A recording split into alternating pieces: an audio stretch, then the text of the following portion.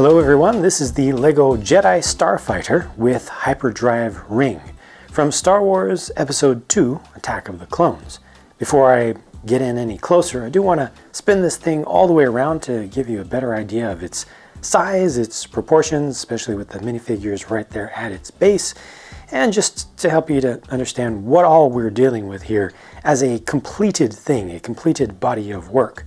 The Hyperdrive Ring itself is a good approximation of a circle. It's not visibly oblong because they actually took care to make sure that it followed the same shape all the way around. I feel like it uses a good, efficient use of parts. It is strong enough, obviously, to hold itself together like this. It's strong enough to stand itself up without any additional bulky stand added on. And it's something that you can actually pick up and swoosh around. You see, this here is a sub-assembly of clear, trans-clear Technic lift arms, and they form a handle to allow you to very easily grab this thing and just pick it up. Fly it around with the Starfighter in there and taking the whole Hyperdrive Ring with you.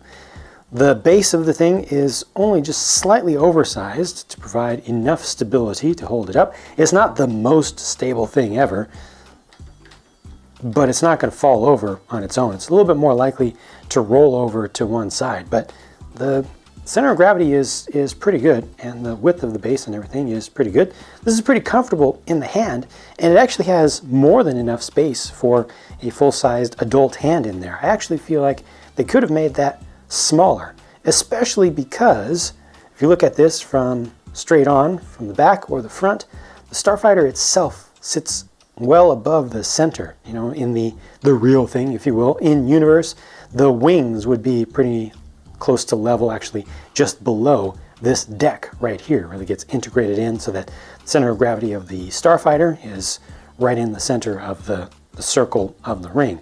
So this is a little bit high, you know, the whole center assembly is a little bit high, and I think that could have been brought down a little bit, but it really is definitely comfortable, holds on to that Starfighter pretty well, and just for the sake of fun, they put a couple of spring-loaded shooters into this, one on either side, which are pretty easy to get to, so if you're holding this like this and swishing it around, you can fire from it.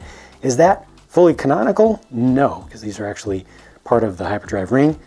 I think that's okay. I think this was a good decision for the sake of play. Yes, that works. The units, the Hyperdrive engine units on the sides look good. They use just 2 stickers on either side of the ring. Not too many stickers in the set on the whole, but just in general, I feel the Hyperdrive Ring itself is put together pretty well. They do use thin or half thickness lift arms all the way around to make sure that everything stays exactly where it should be, so it's fairly rigid all the way around, and it goes together actually pretty quickly. Of course, it's very important to be able to remove the Starfighter itself from the whole thing. It has a trigger mechanism right here. It's not too obvious. They put a little bit of red on it just to make sure that you know where to put your finger, but you squeeze that and it's going to release the clamps inside. Let's see if I can get that up a little closer. Yep, there we go. Releases the clamps, and that's what allows all of this to pop up and separate. With the Starfighter removed, there's that action right there. It's just held in with a couple of rubber bands, and those ultimately are just closing over these axle ends, the tan ones there on the base of the main craft. As for the Delta 7 Starfighter itself, well, just before starting this review, I went on Brickset.com and checked out older versions to bring my mind back up to speed. And it's fascinating to see just how little the overall appearance of these things have changed. Since 2002, when they did the first Obi-Wan Jedi Starfighter, which was this exact same thing. The size is very, very, very close. The proportions are very, very, very close. The building techniques are quite different, especially for the center fuselage, but the end result looks quite compatible. This does now use the stud shooters on the sides, which makes perfect sense to have something to physically shoot there. They have a turntable for you to place your R4 Astromech head on it, because there's just no way to get enough space in a wing at this scale to fit a full astromech in there. I think it totally makes sense to cheat with that, and actually with the Eta class starfighters, the successors to these in universe, the real props or the real CG models couldn't fit their own astromechs in their wings either. They had to cheat with those. So they're already really pushing it with these, and I think it's perfectly okay for LEGO to not figure out a way to fit something into an impossible space. I think that it looks good. I'm glad that they placed it over on the side on the wing in the appropriate place, rather than trying to make up a place to have it just sitting in the center where it doesn't look right. Just in general, this thing looks good to me. And on the underside, now here's one thing that is a little bit imperfect about this.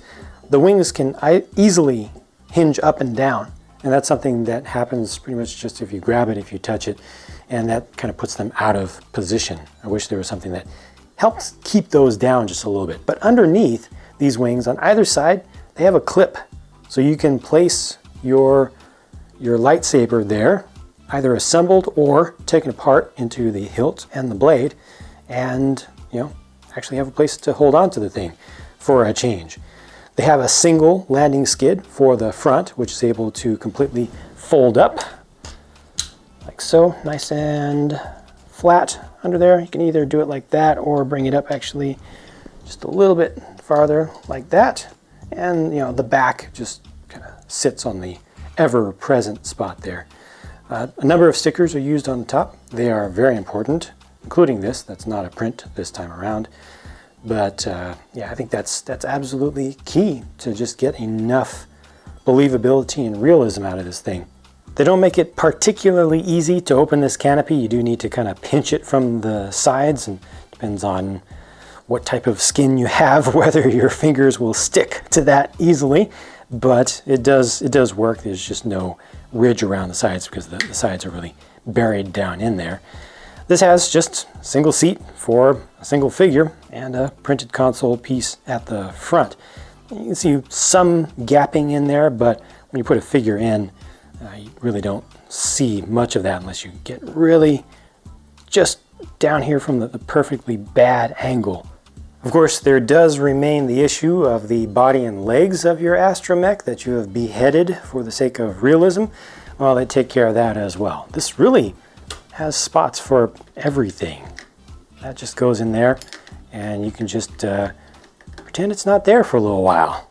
The set comes with Episode 2 Obi-Wan, his astromech R4P17, Jango Fett, and young Boba Fett. I was a little bit sad that they didn't make a new version of R4 for this set, but there really was no reason. The one they already had was perfectly fine. I didn't get too unlucky with the printing this time around, but it still is a little bit wonky. You can follow the line, the horizontal stripe around near the base of the head as it kind of goes up here, and then it kind of goes down here, and then it takes a real dive down. Yeah, I never get lucky with those heads. Boba's alternate face is supremely devious and happy with himself. And Jango's face is, of course, the in-universe canonical prototype for Angry Clone. It's just too bad he didn't get an alternate face. Altogether, a pretty nice effort, especially when you consider that this is designed to be a toy and not a collector's item. If it was intended to be a collector's item, I would definitely be more harsh on the lack of vertical centering of everything. Also would have been nice to be able to connect the Starfighter from the underside, but I think that this definitely makes a lot more practical sense, especially for a toy. And that handle works well. The shooting function is well integrated. You don't have to use it if you don't want to. This is a good compromise. The proportions of the ship are pretty good. Minifigures are fine. Could use back head printing for Jango and also for the droid. That would be nice to get. Also, it would be nice to get just a straight line for the base of the head of the droid for once. But the price, yo! Ooh, that just tears it all apart. All the good is just disintegrated, decimated by that price. $100? In the US, no. And Toys R Us was actually asking for $110. No. The price to part ratio is reasonable, especially when you consider that there are some pretty large pieces in this, but there are also a lot of really small pieces.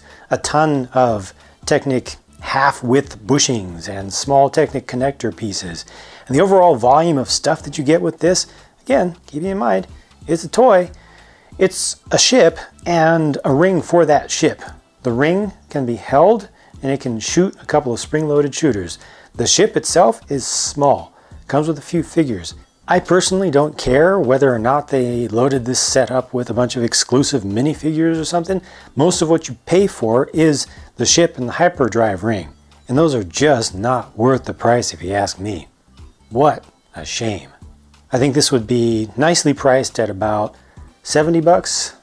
80 would be a little bit of a stretch, but not entirely unreasonable. 90 is too much. I would wait for it to come down a bit. 100? No way, man. 110? Get out of here. So, bye-bye. Successful design, terrible price. I'm going to move on to the next set and hopefully that'll have better value. Talk to you then.